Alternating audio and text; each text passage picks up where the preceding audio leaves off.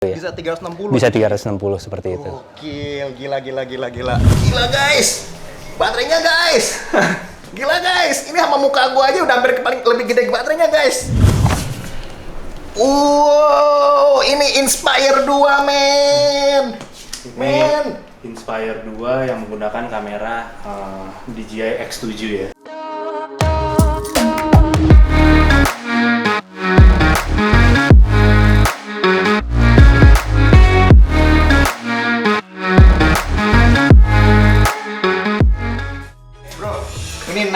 Ini apa nih bro, gue lihat. Ini juga gue kadang bingung ngejelasinnya ini apa ya. Sebetulnya ini basicnya itu adalah DJI M600 yang memang sebetulnya untuk peruntukannya itu adalah kita gunakan untuk aerial shot juga, aerial duty juga shot, tapi menggunakan kamera cinema lens ataupun mirrorless seperti itu, ataupun cinema camera.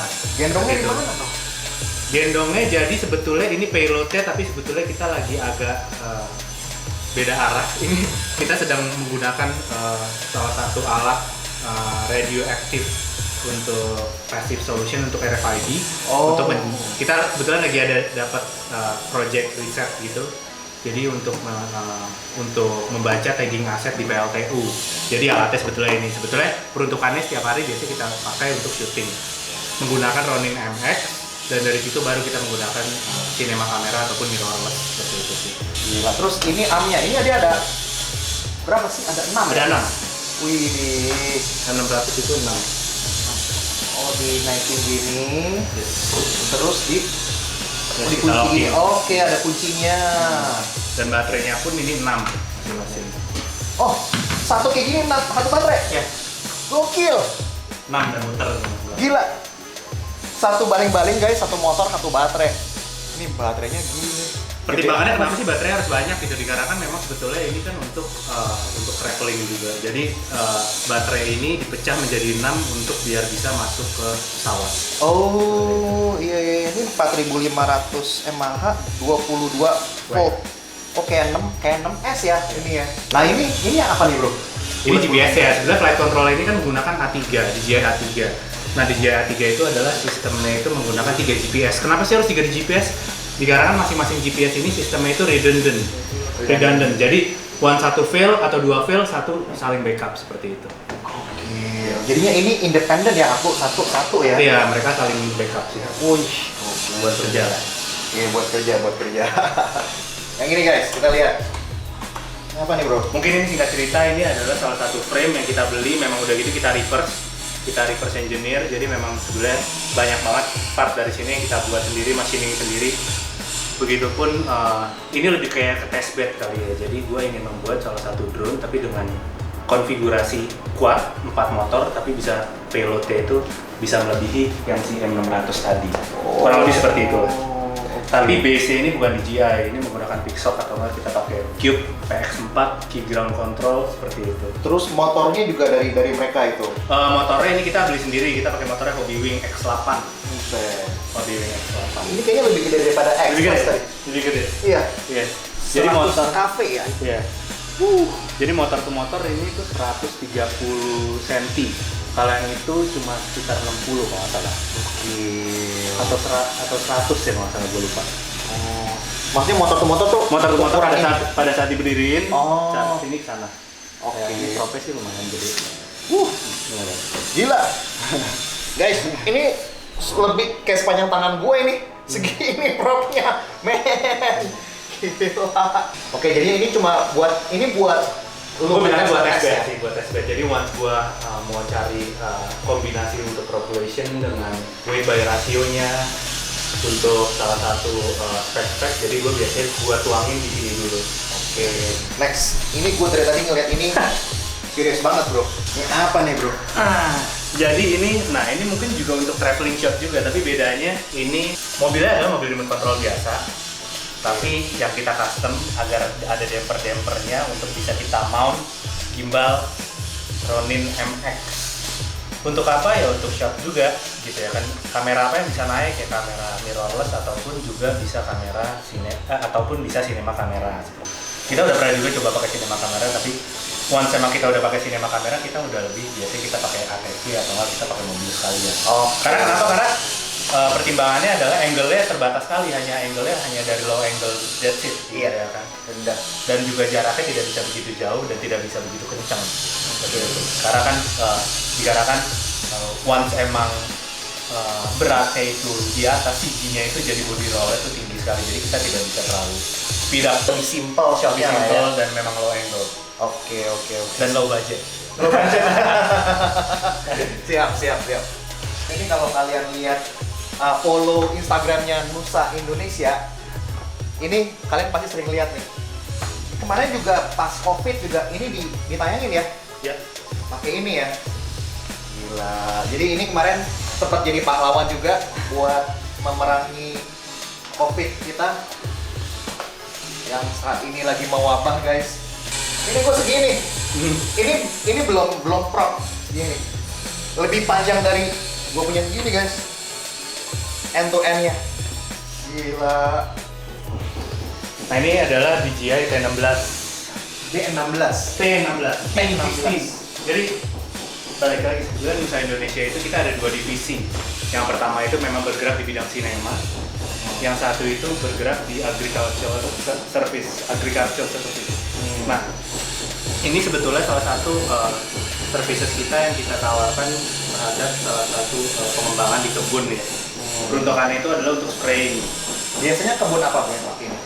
Kita banyaknya itu sering di tebu dan kita sekarang lagi jalan banyak untuk akasia. Akasia itu semacam kayu ya, pulp and paper seperti itu untuk sinarmas kita banyak. Jadi bisa buat pupuk juga, bisa buat pesticide juga, bisa buat untuk mematikan si tumbuhan gambut juga bisa. Jadi biasanya untuk dalam 16 liter ini kita minimal tuh bisa 1 hingga 1,5 hektar per flight. Tapi kita memang kita bekali masing-masing satu tim kita antara 15 hingga 20 baterai per satu tim. Dan kebetulan memang once emang ada drone ini ada di kantor itu tandanya tidak sehat. Oh, gitu. Kenapa? Ya karena dia habitatnya itu harusnya di kebun. Oh gitu. Jadi kenapa dia lagi ada di sini lagi ada trouble. Kemarin sempat crash, lagi kita ngoprek dulu. Sisanya kita ada 4 atau 5 tim di luar memang kita lagi spraying. Gitu. Kalau crash tuh gara-gara apa, bro? Karena ini kan automated semua kan. Betul. Pasti. Jadi sebetulnya yang menarik dari sistem ini adalah mereka mempunyai avioniknya itu dia ada 2 sistem. Yang pertama adalah memang untuk obstacle sensing avoidance. Dia akan mendetek once memang ada barang-barang tertentu atau obstacle di depan dan di belakang dan di samping. Dan yang satu lagi itu kita menggunakan radar terrain. Radar terrain ini once namanya kita spraying itu kan tidak mungkin kita terbang di atas 5 meter. Jadi kita terbang di 3 meter hingga 5 meter maksimal. Tapi terkadang namanya tumbuhan itu kita misalnya let's say kita terbang di atas 3 meter pohon tebu. Konsisten seperti itu, tapi once memang ada kosong, pohon tebu yang kosong, dia ngebacanya dia akan turun. Oh. Ya. Once dia detect di depan udah ada lagi, speednya nggak dapat pick up, jadi dia suka nabrak. Tapi pilotnya berarti tugasnya pilotnya timnya itu ngapain tuh kalau dia pergi keluar main ini? Jadi gue biasanya satu tim itu 3 orang. 3 orang. Satu orang sudah pasti si pilot, yang kedua itu adalah observer. Jadi once ini terbang 1 hektar ke arah sana, 1 hektar, gue tetap taruh 1 orang di sana untuk melihat di sana apakah ada obstacle atau tidak. Okay. Tetap seperti semua kayak drone aerial yang sekarang udah ada sensor avoidance obstacle, tapi tetap aja kita harus waspada dong, seperti itu. Dan satu lagi kita akan taruh satu untuk ngaduk racun atau ngaduk si chemical yang ada. Dia tugasnya untuk begitu landing dia ambil, isi taruh lagi. Seperti itu. Pilotnya tuh dia cuma pilih-pilih waypoint atau dia manual? Jadi sebetulnya dia itu bisa contribute juga pada saat lagi jalan mission. Jadi kan seperti tadi tuh. Jadi untuk buat waypointnya itu kita ada tiga macam kalau tidak salah. Yang pertama itu A to B. Jadi kita ngeker doang. Kita berdiri di sini lantas dia mau jalan ke sana berapa? Itu satu. Yang kedua mapping by aircraft. Jadi aircraft ini terbang. Oke, titik A di sini, titik B di sini, titik C di sini, titik D segini. Jadilah kotak. Nah itu lantas di spraying dengan grid. Dengan hitungan yang ada. Yang ketiga itu adalah walk by RC. Jadi aircraftnya standby di sini, tapi si remote-nya ini dibawa. Dia bawa jalan ke titik A satu. Ini titik A. Di depan jalan ini titik B, titik C, titik D. Jadi kotak. Udah jadi kotak, lantas dibuat gridnya automatically dengan hitungan kita yang ada. Satu baterai. Dan ini satunya terbangnya pakai 1 baterai ya? Satu baterai per flight. Ngecasnya berapa lama bro kayak gitu? Nah, ini kita pakai chargeran itu yang dia seperti hub. Dia akan ada 2 mode. Yang pertama itu 1-1-1, jalan 1-1 atau 4 sekalian. Yang fast charging seperti itu. Konsistensi kita pada saat di lapangan dan di ground time-nya itu untuk services kita ini dihitung sekali gitu. Kenapa sih kayak pertimbangannya? Kenapa baterainya kok tinggal plug seperti ini gitu. Jadi once emang pada saat take off, landing, ya si pilot dia ambil, si tukang aduk dia ambil, udah diaduk, dituang seperti ini, masukin lagi. Oh, itu harus di timing banget ya, gitu masukin ya? lagi baterai. Oh. Masukin baterai, oke. Hitung 1,5 menit terbang lagi gas. Oh, itu udah kayak NASCAR tuh. NASCAR udah pit stop. Nah, tapi dikarenakan memang kita kejar target banget, terkadang memang aircraft kita karena kita memang push to the limit, kadang suka overheat atau apa.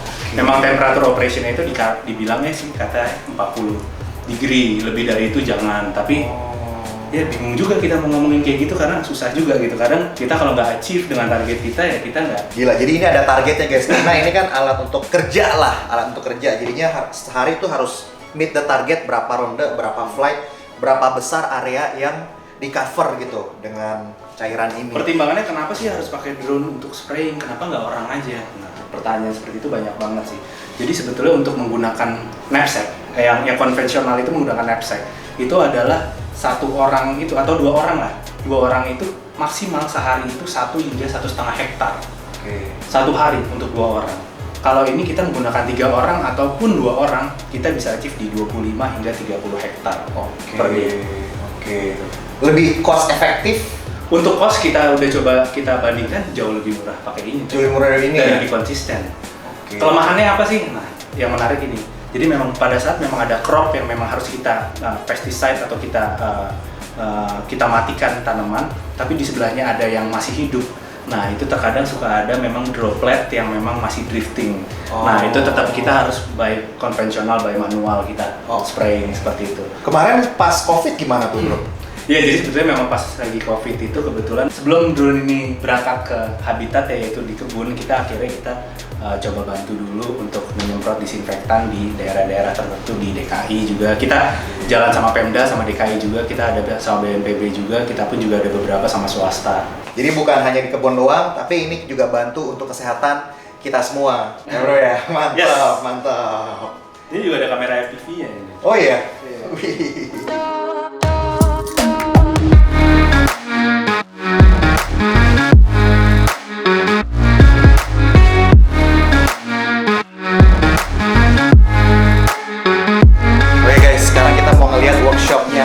Nusa Indonesia. Ini dia tempatnya, dia ngoprek drone. Ini ada frame yang spesial nih. Ini yang lagi hot banget ya bro ya kemarin ya? Lumayan ya, kayak lumayan hype ya. Lagi hype ini. Sosmed tuh. Si Nerd pakai ini kan Chandron Stick ya? Chandron Stick. Ya, dia ada punya 8 motor guys. Jadi atas bawah.